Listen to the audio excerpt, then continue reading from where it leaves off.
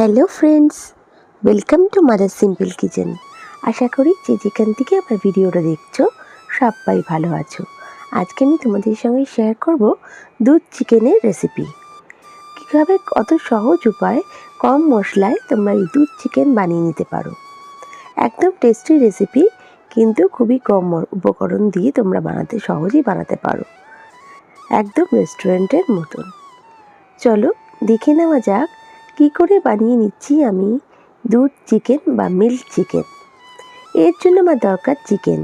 এখানে আমি chicken 1 kilo মতন চিকেন নিয়েছি উইথ বোন।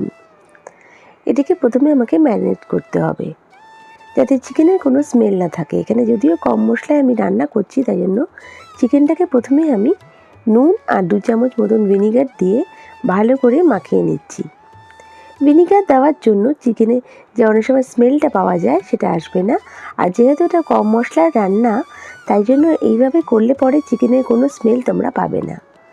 দেখো ভালো করে মিশিয়ে নিচ্ছি।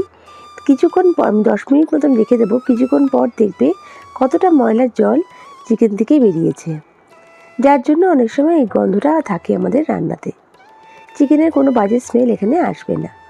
দেখো 10 মিনিট আমি ভিনিগার আর নুন দিয়ে ম্যারিনেট করে রাখছি। এবার আমি দেখো এই জলটা আছে, পুরো চিকেনটাকে পুরোভাবে ভালোভাবে ক্লিন করে নেব। এবার আমি মেন রান্নায় চলে আসছি। প্রথমে কড়াইটা গরম করে নিয়ে আমি অল্প পরিমাণে সাদা তেল দিচ্ছি। তারপর আমি এখানে অ্যাড করছি 1 টেবিল স্পুন মতন ঘি। তোমরা চাইলে পুরো রান্নাটা ঘিতেও করতে পারো। দেখো ঘিটা গলে গেছে। এবার আমি এখানে পেঁয়াজ বাটা দিয়ে দিচ্ছি। 2টো বড় সাইজের পেঁয়াজ আমি বেটে রেখেছি, সেটা আমি দিয়ে ভালো করে একটু নাড়িয়ে চাড়িয়ে নিচ্ছি। দেখো বেশ ভালো করে নাড়িয়ে চাড়িয়ে নিলাম। এবার যেটা অ্যাড করবো এর মধ্যে সেটা হচ্ছে আমার আদা বাটা, রসুন বাটা।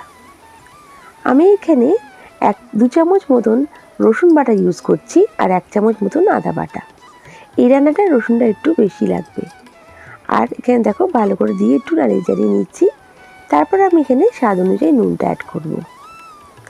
আদা, রসুন আর পেঁয়াজটা ভালো করে ফ্রাই করতে হবে যতক্ষণ না এটা কাঁচা ভাবটা যে আছে মশলা সেটা চলে যায়। নুনটা দেওয়ার জন্য ভালো করে এবার দিয়ে ভালো করে নাড়িয়ে চাড়িয়ে নেব। নিয়ে তারপর আমাকে অ্যাড করতে হবে এখানে ম্যারিনেট করে রাখা চিকেনটা। চিকেন ম্যারিনেশনের সময় যদিও আমি নুন দিয়েছি সেটা খেয়াল রাখতে হবে। আর দেখো যার জন্য আমি রান্নায় সেই মাপ বুঝে আমি নুনটা দিলাম। এবার আমি চিকেনটাকে অ্যাড করে দিচ্ছি। দেখেছো চিকেনটার কালারটা কীরকম পাল্টে গেছে, পুরো সুন্দর কালারে হয়ে গেছে, কোনো চিকেনের ময়লা বা ব্লাড লেগে নেই। ভিনিগারটা দেওয়ার জন্য চিকেনটা কিন্তু সফটও হয়ে যাবে রান্নার সময়। এবার ভালো করে মশলার সাথে মাখিয়ে নিতে হবে চিকেনটাকে। খুবই ঝটপট রান্নাটা আর খুবই কম মশলায় এই রান্নাটা হয়ে যায়, কিন্তু এত টেস্টি কি বলবো। রুটি, পরোটা, নান সবের সাথে একদম মানিয়ে যাবে এই রান্না দুধ চিকেন। এবার ভালো করে দেখো নাড়িয়ে চাড়িয়ে নিচ্ছি। ততক্ষণ কষাতে হবে, ভালো করে কষাতে হবে এবং ভালো করে নাড়িয়ে চাড়িয়ে নিতে হবে। এর মধ্যে কিন্তু আর বেশি কিছু মশলা পড়বে না, আর অল্প কিছু উপকরণ আমি এর মধ্যে দেবো শুধু। এবার ঢাকা দিয়ে কিছুক্ষণ কুক করে নিচ্ছি আমি। কিছুক্ষণ পর ফিরে আসছি। দেখো চিকেনটা দিয়ে কিন্তু জলটা ছেড়ে এসছে আর চিকেনটা একটু হালকা ফ্রাই হয়ে গেছে, বেশ তেলটাও বেশ ছেড়ে গেছে। দেখতেই পাচ্ছ তোমরা চিকেনটা হালকা একটু গোল্ডেন কালার হয়েছে আর মশলাটা কিন্তু ভালোভাবে কষে গেছে। দেখো এখানে আমি একটু নাড়িয়ে চাড়িয়ে নিচ্ছি যাতে পুরো চিকেনের মধ্যে মশলাটার ফ্লেভারটা কিন্তু ভালোভাবে ঢুকে যায়। দেখো নাড়িয়ে চাড়িয়ে নিলাম। এবার যেটা আমি অ্যাড করবো সেটা হচ্ছে দুধ।